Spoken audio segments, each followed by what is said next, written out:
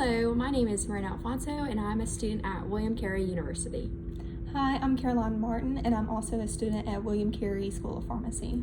Today we are going to be sharing with you some of our results of a journal club that we have done, and I'm going to start off with a little bit of the background. So, restless leg syndrome is a neurological disorder that affects a percentage of the population, and this trial that we're studying is about the use of bupropion, which is an antidepressant, and we're seeing if it will improve or just not exacerbate the symptoms of restless leg syndrome. And it is shown that patients with RLS have a history of depression because of this. These patients are put on an SSRI, which has also been shown to exacerbate symptoms. So, some of the details of this trial: there was one small case series done previously with patients taking bupropion, and they did show improvements of their RLS symptoms.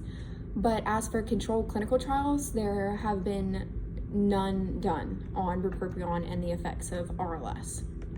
So, why this study was done? It was conducted to provide potential evidence that bupropion can be used for RLS patients who also suffer with depression, and I believe that this drug could be added to literature for special population patients such as the ones studied here. So just a little overview of the trial that we chose. It's called Bupropion and Restless Leg Syndrome, a randomized control trial, and it was published in the Journal of the American Board of Family Medicine in their July to August 2011 issue, and it was about 7 pages long. Some of the authors of these, the one that we chose to focus on particularly was Max Bayard, MD, because he was one of the, he was a program director at the Department of Family Medicine at East Tennessee State University, and this is where they got some of their funding for this, was the East Tennessee State University. They received $2,000, and they didn't have any,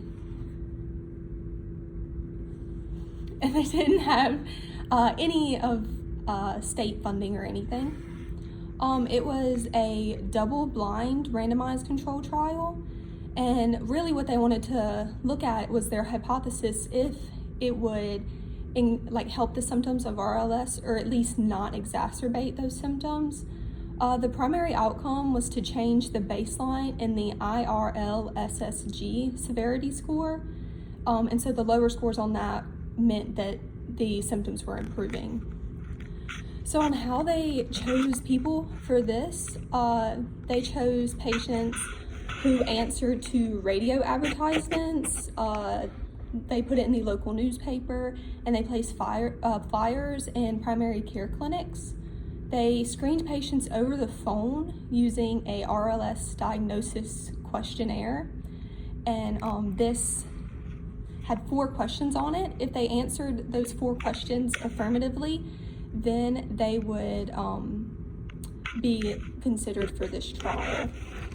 Some people that they didn't want in this trial were people with histories of seizures, alcoholism, suicidal history or ideation, eating disorders, anyone younger than 18, or if they were pregnant. Some of that having to do with the fact that depression was a major contributing factor in this trial. They wanted to make sure that the patients were safe, because if they were on an SSRI, they had to have a 2-week washout period, and that's also for their RLS drugs as well. And also people who weren't considered for this were people who didn't have phone call access, if they couldn't show up to a on-site clinic for their 3 or 6 week assessments, or if they were unwilling to discontinue their current treatment of RLS. Okay, so basically this trial was conducted over 6 weeks, and the participants were separated into their control and an active drug group. And both groups were given a bottle with 42 capsules with daily dose instructions, and the participants were told to take the medications once daily. The active drug bupropion was given at the baseline dose which is 150 milligrams, throughout the entire time of this trial. And then at weeks 1, 2, 4, and 5, the participants were called by the group physician to assess the results, and then at weeks 3 and 6, the participants had to travel to the physician's office for a more thorough assessment.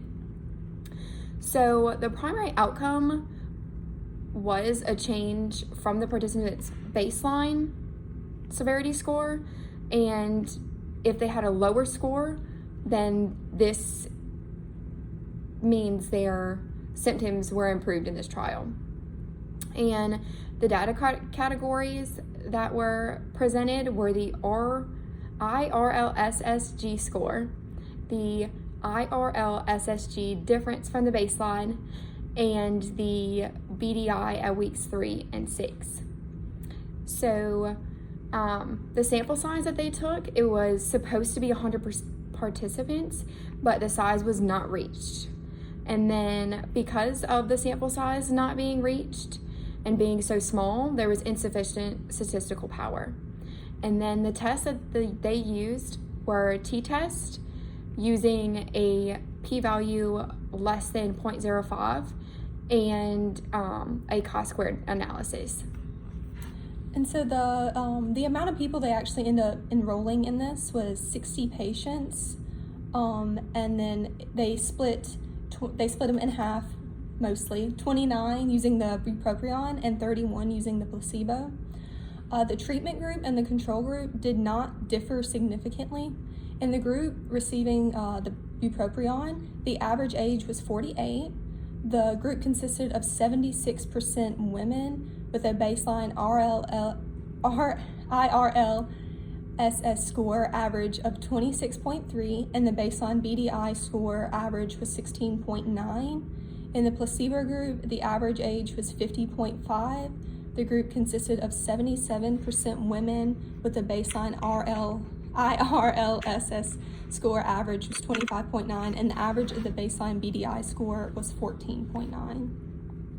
So the results in this study, the results basically showed that bupropion does not necessarily exacerbate symptoms of RLS, and at the 3-week mark of the trial, symptoms actually improved in those RLS patients, and then results seem to plateau from weeks 3 to week 6, and then the groups compared at week 3 and week 6, and in week 3 the active drug group did show significant decrease in the IRL-SSG score, which is their restless leg syndrome score, and also their baseline score. So it dropped about 11 points, which is extremely significant. But where it kind of didn't change at all was their BDI score. It about stayed the same. And then during week 3, the placebo group lowered in both of the same categories as the active drug, but the drop was not as significant as that of the active drug group. And then at week 6, the active drug group again stayed stagnant with the data that was received in week 3, and the placebo group data shows that patients with RLS symptoms went up from week 3 to week 6.